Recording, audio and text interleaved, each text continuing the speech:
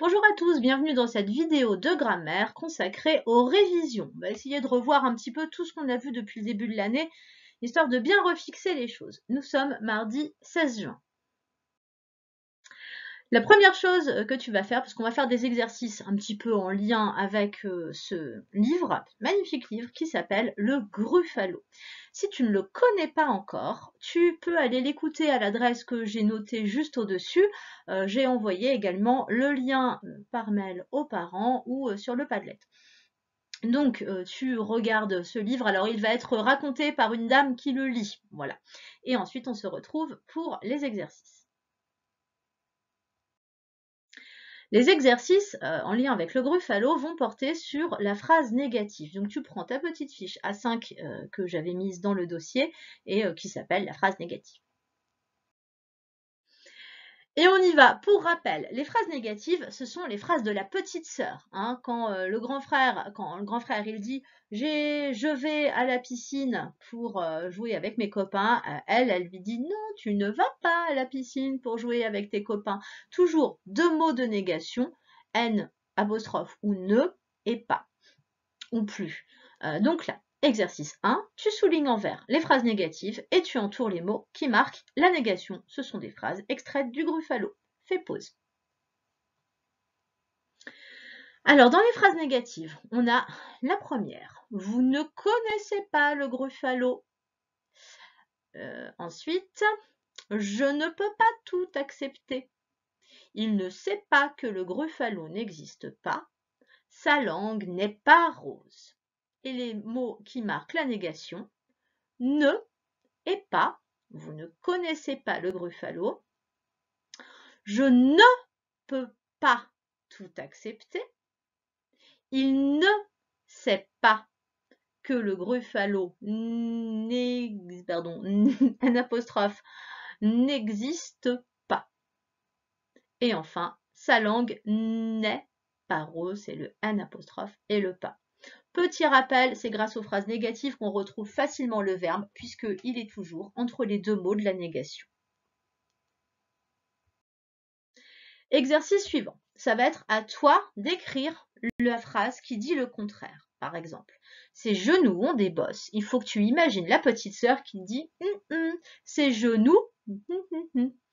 Voilà, allez, je te laisse faire ça pour tous les exercices. Attention, il y a déjà des phrases de la petite sœur. Hein. Par exemple, le Gruffalo n'existe pas. À toi d'écrire le contraire, de faire donc une phrase affirmative. Allez, fais pause. Ses genoux ont des bosses, ça devient ses genoux n'ont pas de bosses. Alors attention, le D, il est devenu de. Dans les phrases négatives, on a souvent ces petits changements au niveau du déterminant.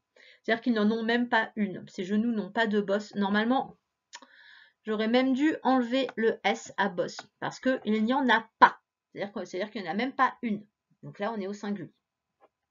Je te suis, ça devient je ne te suis pas. Celle-là, elle était facile. Le Gruffalo n'existe pas. À la phrase affirmative, ça donne le Gruffalo existe. Et enfin, je ne peux pas accepter, ça devient je peux accepter.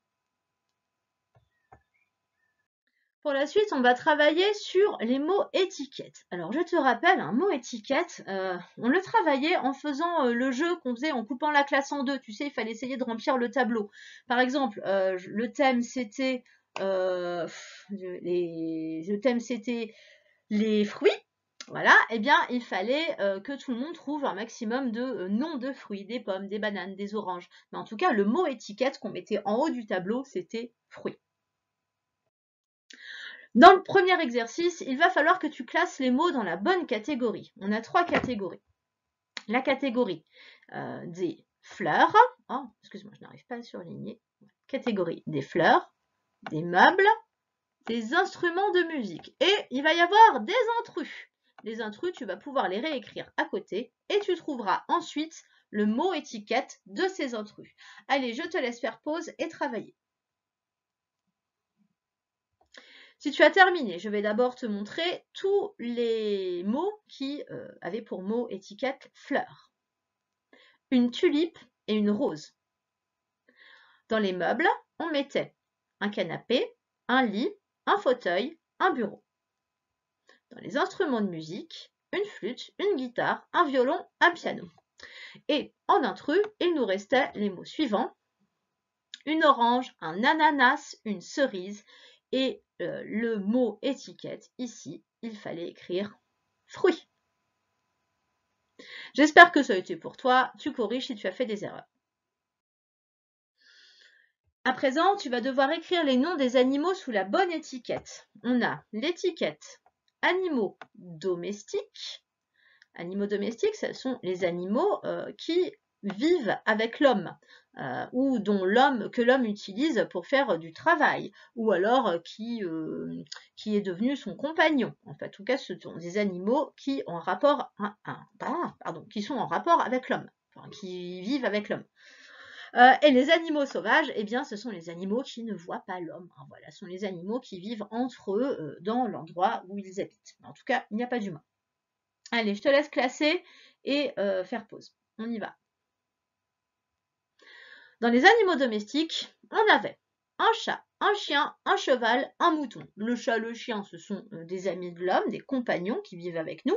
Le cheval et le mouton, ce sont des animaux qu'on fait soit travailler, soit qu'on utilise pour les manger, ou alors pour prendre leur laine, ou alors prendre leur lait. Le cheval, on ne va pas tellement le manger, on va plutôt s'en servir pour soit du travail à la ferme, de moins en moins maintenant, ou alors pour le monter. Voilà. En tout cas, il a un rapport avec l'homme, il est domestiqué. Par contre, il y a des chevaux sauvages, hein, voilà, je dis pas. Mais là, je pense quand même qu'on pouvait plutôt le mettre dans la partie domestique. Les animaux sauvages, on avait un lion, une girafe, un ours, un tigre. Voilà, on a rarement un tigre à la maison ou une girafe dans son salon. Donc voilà, ce sont des animaux qui vivent plutôt à l'écart des hommes. Ce sont des animaux sauvages. Allez, c'est terminé pour cette séance de révision. On continue jeudi. Au revoir.